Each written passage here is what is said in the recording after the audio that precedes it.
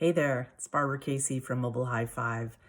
I just wanted to post this real quick video. I get this question so often. I just want to scream. Um, the mobile channel, the SMS text channel, has about 1% spam. It's a very, very low amount of spam.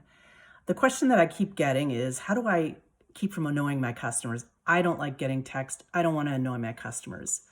And I want to just say that if you're running a legally compliant program, it's impossible to annoy your customers.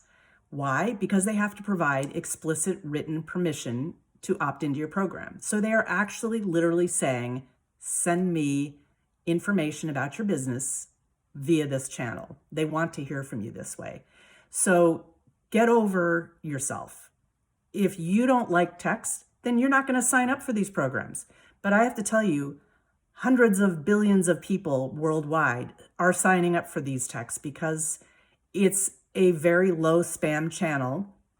It's quick and easy to read a text. They don't have to delete anything from their email, and it just works. So get over yourself. There's no way to annoy your customer. Hope this helps. Reach out to us if you want any help. We are strategists in the mobile marketing space, and we have really customized program design to help you build a program that actually works for you. So don't be shy.